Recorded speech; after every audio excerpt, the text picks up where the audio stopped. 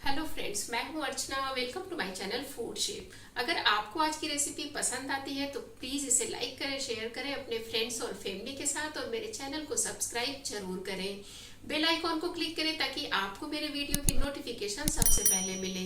तो आइए बनाते हैं इसे। तो इस एक करी को बनाने के लिए मैंने लिया है 6 से 7 उबला हुआ अंडा। अंडा उबालने के बाद उसे छील लें। अंडे को आप हाई फ्लेम पर 10 से 12 मिनट तक उबाल लें। बहुत ही अच्छा अच्छा अंडा उबल कर तैयार हो जाएगा। बस उससे ज़्यादा नहीं उबालने की ज़रूरत होती है। 10-12 मिनट सफिशियंट होता है अंडा उबालने के लिए।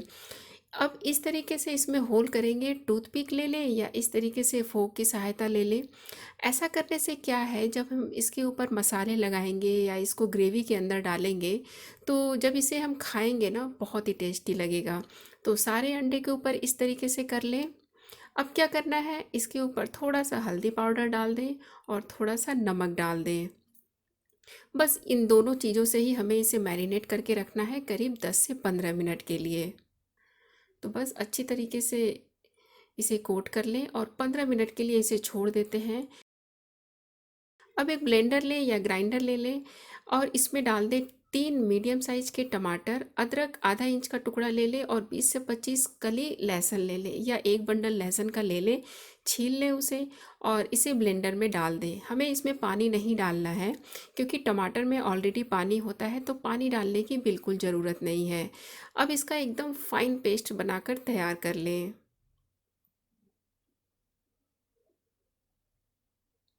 बस ये मैंने इसका एकदम फाइन पेस्ट बनाकर तैयार कर लिया है।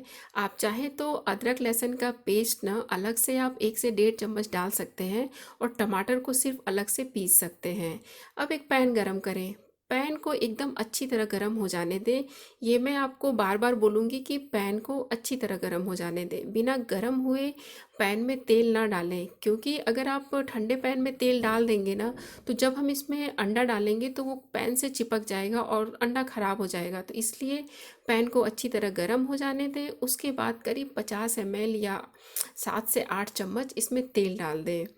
अब तेल डालने के बाद अंडे को डाल दें। करीब ये 15 मिनट हो चुका है इसको मैरिनेट करके रखे हुए। अब गैस का फ्लेम जो है वो मीडियम से हाई के बीच में कर लें और इसे थोड़ी थोड़ी देर पर चलाते हुए फ्राई कर लें।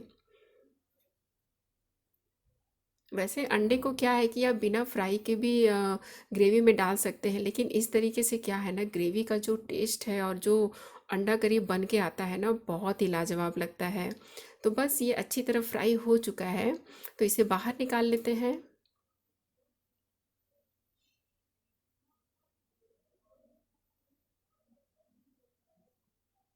अब इसी पैन में मैं डाल रही हूँ जीरा। थोड़ा सा जीरा मैंने डाला है। थोड़ा सा काली मिर्च डाल दें, खड़ा काली मिर्च, और 2-3 लाल मिर्चें डाल दें। आप इसकी जगह हरी मिर्चें भी डाल सकते हैं।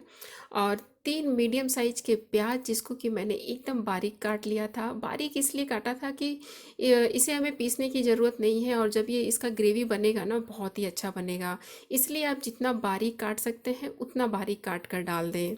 बस इसे अब हल्का सुनहरा होने देंगे। आप देख सकते हैं प्याज जो है हल्का सुनहरा हो चुका है। आपको मैं पास से दिखाती हूँ।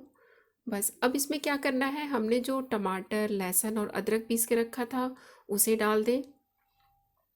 इसे डालने के बाद इस 3 से 4 मिनट तक मीडियम टू हाई फ्लेम पर हमें भून लेना है। इससे क्या है, टमाटर का जो कच्चापन है ना वो दूर हो जाएगा और ये अच्छी तरह पक जाएगा। 3 से 4 मिनट मैंने इसे भून लिया है। अब इसमें डालते हैं आधा छोटा चम्मच हल्दी पाउडर और लाल मिर्च पाउडर स्वाद के अनुसार डाल दें। 1 चम्मच धनिया पाउडर डाला है मैंने। आधा चम्मच गरम मसाला पाउडर। अब मैं इसमें डाल रही हूँ काश्मीरी लाल मिर्च पाउडर। इससे इसे डालने से क्या है ना, जो ग्रेवी का कलर है बहुत ही अच्छा आता है, एकदम मार्केट जैसा लगता है। नमक स्वाद के अनुसार डाल दें और ध्यान रखें कि नमक हमने अंडे को मैरिनेट करते समय भी डाला था, तो इस चीज़ का आप ध्यान रखें और उसी हिसाब से नमक डालें। अब हमें 2 से 3 मिनट या 4 मिनट हाई फ्लेम पर इसे भून लेना है, ताकि जो मसालों का भी कच्चापन है ना वो दूर हो जाए। मसाला अच्छी तरह भून गया है, उसकी सबसे अच्छी पहचान है कि ये तेल छोड़ने लगता है। अगर आपने तेल कम डाला है तो तेल नहीं छोड़ेगा। मसाला भून सकते हैं कम तेल में भी, लेकिन वो तेल नहीं छोड़ेगा। लेकिन इस तरीके से अगर सफिशिएंट तेल इसमें पड़ा हुआ है तो मसाला अच्छी तरह भून गया है, उसकी अच्छी पहचान है कि वो तेल छोड़ने लगता है। अब 3-4 मिनट हो चुका है मसालों को भूनते हुए। अब मैं इसमें डाल रही हूँ 1 चम्मच कसूरी मेथी। इसको डालने से क्या है, ग्रेवी का जो टेस्ट है बहुत ही अच्छा आ जाता है और एकदम मार्केट जैसा लगता है। तो बस 1 चम्मच डाल दें, हाथ से मसल कर थोड़ा सा इसे मिक्स कर लेते हैं। अब इसमें थोड़ा थोड़ा करके पानी डालना है, एक बार में ही बहुत ज़्यादा पानी ना डाल दें। इससे क्या है ना, इसका जो टेक्सचर है वो ख़राब हो जाता है। तो थोड़ा थोड़ा करके पानी डालें और गैस का फ्लेम अभी हाई पर कर लें। आप चाहें तो एकदम थिक ग्रेवी भी बना सकते हैं, लेकिन जितना पानी मैंने इसमें डाला है ना, करीब 400 ml के करीब मैंने इसमें पानी डाला है और वो सफिशियंट है। क्योंकि सब्ज़ी बनने के बाद ना जब हल्का सा ठंडा होता है 3 से 4 मिनट 5 मिनट बाद, तो वो बहुत अच्छा उसमें थिकनेस आ जाता है। तो आप 300-400 ml इसमें पानी आराम से डाल सकते हैं। तो बस अब इसमें अंडे डाल दें जो हमने फ्राई करके रखे हैं और इसे कवर कर दें। 5 से 6 मिनट के लिए धीमी आंच पर छोड़ दें, ताकि अंडा जो है ना मसाले को अच्छी तरह अब्जॉर्ब कर ले। तो बस 5 से 6 मिनट हो चुका है और ये एक करी बनकर तैयार हो चुका है। आप देख सकते हैं देखने में भी कितना अच्छा लग रहा है। ग्रेवी जो है ना, ये थोड़ा सा ठंडा होने के बाद 4-5 मिनट बाद ये बहुत ही अच्छा इसमें थिकनेस आ जाता है। तो इसलिए इसमें इतना पानी आप ज़रूर डालें। अब इसके ऊपर धनिया पत्ती डाल देते हैं गार्निशिंग के लिए, जिससे कि देखने में भी अच्छा लगता है और टेस्ट भी इसका अच्छा हो जाता है। तो बस इस एक करी को आप इंजॉय कर सकते हैं रोटी, चावल, पूड़ी, नान, पराठा, जिसके मर्जी साथ आप खाएं। यकीन मानिए बहुत ही टेस्टी लगता है। तो उम्मीद करती हूँ ये रेसिपी आपको ज़रूर पसंद आई होगी।